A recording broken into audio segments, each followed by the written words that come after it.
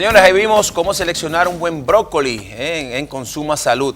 Ahora nos acompaña nuestro queridísimo amigo el doctor José Silies Ruiz.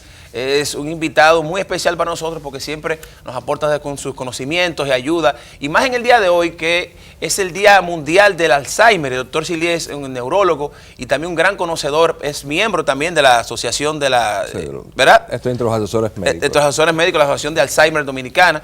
Y nada, vamos a hablar sobre este tema tan importante. Un gran placer, doctor. No, siempre grato mío, Pablo, de verdad que sí. Doctor, Alzheimer, una enfermedad que preocupa al mundo. Fuera del aire hablábamos acerca de que usted nos advertía que si de aquí a 20 años no se encuentra la cura del Alzheimer, estamos hablando que 300 millones de habitantes de este mundo podrán estar padeciendo de esta enfermedad. Sí, señor. ¿Qué es el Alzheimer, doctor? El Alzheimer debe su nombre a Alois Alzheimer. Fue un neuropatólogo alemán, por eso se habla del alemán. Sí. El Alzheimer es una demencia, es la forma más común de demencia, cuya característica principal, aparte de las conductas bizarras y erráticas que pueda presentarse, sí, lo común es la falta de memoria o la pérdida de la memoria. O sea, el paciente se va deteriorando de forma tal que se queda en blanco. El pobre paciente sufre ese proceso de deterioro donde hemos visto con mucho pesar que antes se presentaba de 70 a 80 años. Hoy ya está en los 60 años y yo tengo pacientes confirmados de Alzheimer 40 y 50 años. Es decir, sí, que la edad de aparición ha disminuido. Antes era una enfermedad de los viejos. Sí. Usted habla de edad de aparición. ¿Cómo aparece el Alzheimer? El Alzheimer tiene varias características. Sí. Lo primero es que empiezan las fallas repetidas de la memoria. No quiere decir que a usted se le olvidó un día la llave del carro porque tuvo un día atareado, porque se le olvidó tal cosa. No, eso no es Alzheimer. Esos son olvidos de la vida moderna, eso es estrés. Sí. Pero cuando eso se repite, que usted dejó la llave hoy, mañana también, traspasado también, ya tenemos olvidos repetidos. Algo que pasa comúnmente en el Alzheimer es lo que se llama la fascia nominal. Ese programa por el 11 por la mañana es un buen programa. El consumidor, sí, hombre, pero no dicen Pablo Toribio. O sea, dicen todo. Todo. Para beber agua, sí, hombre, dame una de esas cosas. Es de cristal, pero no te dicen vaso. Esa fascia nominal es importantísima.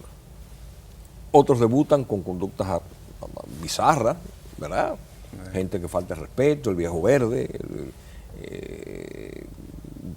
se le quema la comida, sí, porque se le olvidó apagar la estufa. Entonces, esos cambios que se van produciendo van aumentando. ¿Cambia de temperamento también? Depende. Sí. Muchas veces se quedan iguales, pero en gran parte el que era muy locuaz se calma, pasa la mañana entera viendo el cielo, sí, contando las nubes sin pasar nubes. Sí. El otro que era muy tranquilo se pone vivaracho, se pone el viejo frescón, el viejo verde. Sí. Es parte de esa conducta. Sí. Ese viejo irrespetuoso, que antes era una persona muy recatada y muy decente. Sí. Todos esos cambios de conducta, esas conductas bizarras, mete la plancha en la nevera, el hielo lo quieren hacer en la estufa. Sí. Óyeme, pero sí, ¿qué está pasando? Entonces, innegablemente que esos cambios alertan a la familia primero, sí, porque a más temprano diagnóstico, más temprana ayuda, mejor es el pronóstico. O sea, doctor, y usted habla del tema del cerebro y obviamente es una enfermedad neurológica, que la relación es directamente en el cerebro. ¿Qué pasa en el cerebro en ese momento? ¿Qué está pasando en el cerebro qué se presenta en el cerebro? Ese cerebro lo que está siendo agredido por unas proteínas tóxicas. Esas proteínas tóxicas van dañando las neuronas. Okay. Hay una llamada la tau. Esa proteína tau es puro veneno para el cerebro. Entonces van convirtiendo el cerebro en un queso gruyere. Lo van atrofiando.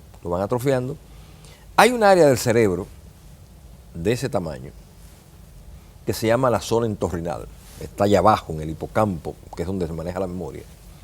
Que si esa parte se pierde, esas proteínas malas, tóxicas, dañan ese pequeño 5 centímetros, el paciente no tiene ni memoria pasada, ni presente, ni futura. Ahora que usted habla de eso, memoria pasada, presente y futura, yo tengo en mi familia, conozco casos de familiares que han tenido Alzheimer y no tenía memoria presente, o sea, no Inmediata, recordaba inmediata. no Sí. recordaba lo de ayer, lo de antes de ayer, pero sí recordaban, tenían la imagen, por ejemplo, mi bisabuela, que murió y no murió de Alzheimer, porque la gente no muere de Alzheimer, ¿verdad que no, doctor? Sí, me Alzheimer. Puede morir, bueno, pero ella murió de otra cosa, el Sí, Alzheimer sí. la afectó. Y ella, yo cuando iba a su casa, yo tenía que decirle quién era yo y le decía, yo soy hijo de Altagracita, de Tití, como le llaman a mi mamá. Entonces ella decía, ay, Tití tiene hijos. Ay, yo tengo muchos con Tití. Ella, la mente que tenía, ella recordaba a Tití, pero era Tití cuando era jovencita, niña. ¿Qué pasa con eso? Sucede Sí. que la memoria no es más que un cemento que se pega bien. Sí, Esa memoria antigua está profundamente guardada. Lo que pierde el paciente con Alzheimer es eso, es agregar memoria nueva, porque ese cemento ya se le dañó. ok. Ya no pueden cementar las neuronas para que guarden Nuevas informaciones. nuevas informaciones. O sea, Sí. él te dice, mira, yo cuando tuve la primera comunión tenía unos zapaticos blancos, y se acuerda. O sea, se acuerda de todo. ¿Qué usted cenó anoche? Dile tú. No, Sí. es a usted que yo le estoy preguntando. Yo también vi, doctor, y por la experiencia que viví también, puedo un poco hablar del tema más ampliamente, que mi bisabuela conocía a la persona que lo cuidaba. O sea, esa persona que la cuida o que la cuidaba, ella no perdía la noción de quién era esa persona, nunca la perdió, porque era la que estaba siempre con ella. Óyeme, Pablo, tú acabas de dar un punto importante. Sí, ¿Qué pasa con el envejecimiento, con esa enfermedad degenerativa, con ese Alzheimer? Que creemos que ese viejito que está ahí, ya invalidado, no está sintiendo, no es un ser humano. Entonces, se da el fenómeno de lo que se llama el síndrome del cuidador. ¿Qué es eso? Esa persona enferma hace una empatía con ese cuidador porque le brinda amor, él siente el afecto, porque vuelve a ser niño. Está en una involución cerebral donde usted vuelve a ser dependiente, a que le den la comida porque usted no sabe comer, a que lo atiendan en el baño y le pongan pampers y le cambien los pampers. O sea que es una involución biológica. Entonces, en el síndrome del cuidador es importante esto. Bueno, de hecho, bueno, se anunció ahorita, tan amablemente ustedes lo anunciaron, que esta tarde vamos a la Lira, Sí. a las 4, de 4 a 7 de la noche, sí, con pacientes de Alzheimer, con los cuidadores. Entonces, volviendo al tema del cuidador, es importante porque en cada familia hay 3 personajes. En cada familia, no solamente el paciente de Alzheimer, sino el paciente crónico, los cánceres, los Parkinson avanzados, todo lo que invalida.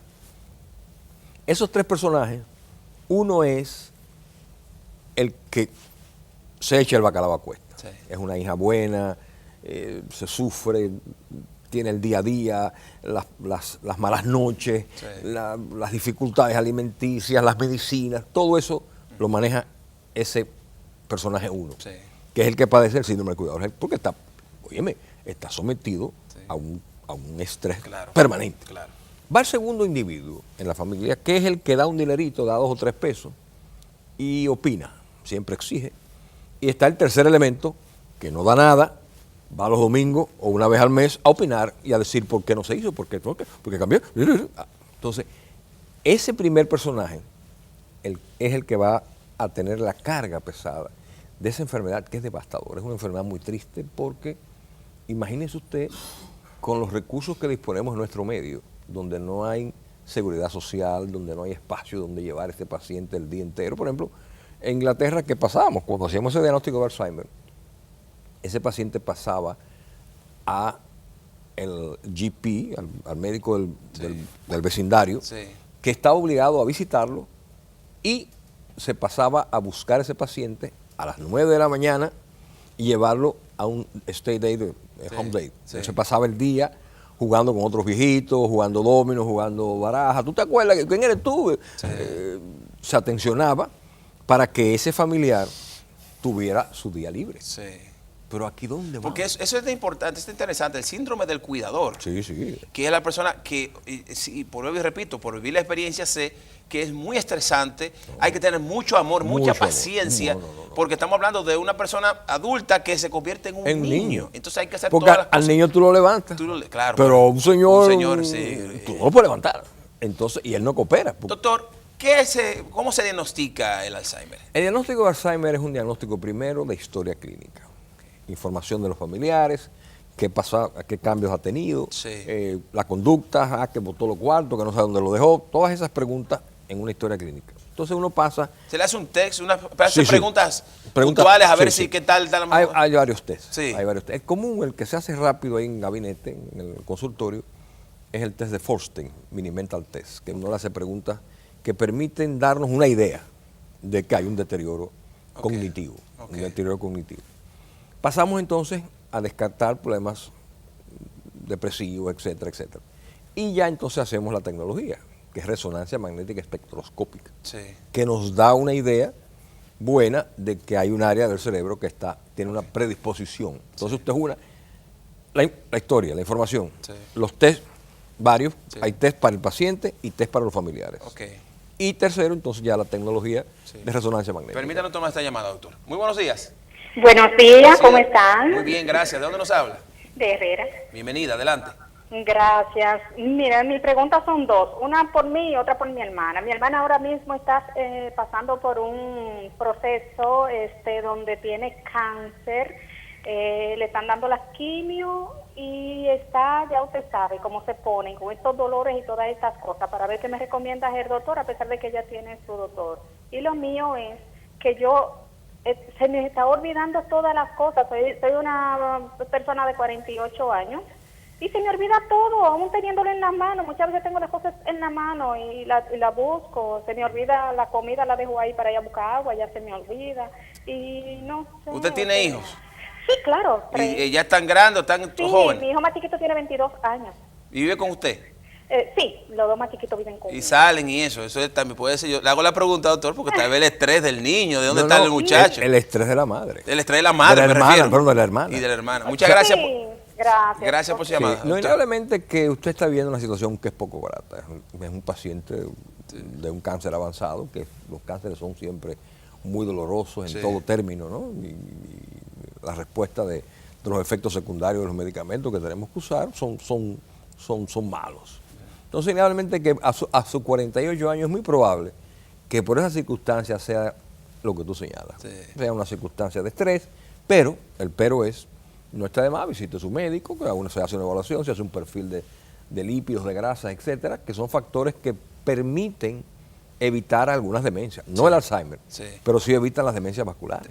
Nos pregunta Margarita por WhatsApp, ¿esa enfermedad empieza olvidando las cosas a temprana edad? Porque yo tengo 46 años y para acordarme de algo tengo que anotarlo. Y si guardo algo no lo encuentro. No, fíjese bien que hay lo que se llama el paciente despistado o de poca memoria. Ese no es Alzheimer, porque ella lo está haciendo desde temprano. O sea, no hay Alzheimer. O sea, una infantil. persona que tuvo mala, siempre está como que se olvida la cosa. No, es muy probable que no le dé Alzheimer. Que no le dé Alzheimer. Porque su cerebro se acostumbra. Exacto. Porque la diferencia es si una persona que tenía buena memoria, por ejemplo, del profesor Juan Bosch, se hablaba de que tenía muy buena memoria. O sea, don Juan iba a un campo, iba a un sitio y conocía a una gente, volvía dentro de 4 años y le preguntaba y le saludaba y lo conocía, ¿no? Y reconocía. Doy fe.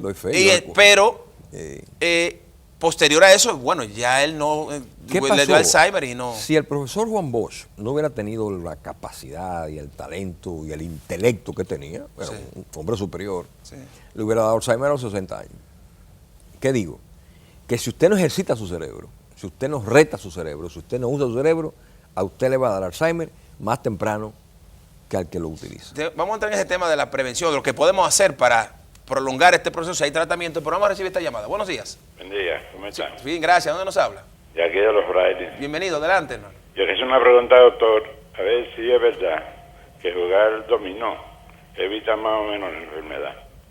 Jugar dominó. Bueno, excelente. Sí. Y ajedrez. Tiene que, yo he jugado con unos personajes que me da vergüenza de que yo pongo la primera ficha, ya sabes. No, eso es el genio, ¿no? Sí. Eso, innegablemente, que es un ejercicio cerebral. Continúo haciendo, aunque su esposa pelee. Así es. Tenemos que hacer una pausa, doctor. Cuando regresemos entonces, yo quiero que hablemos de qué podemos hacer. Jugar dominó es una, pero qué otra cosa podemos hacer para ejercitar el cerebro, para prolongar, en caso de que no vaya a prolongar esto, y qué tiene la ciencia hoy día para tratar el Alzheimer, si existe algo. Regresamos ahora.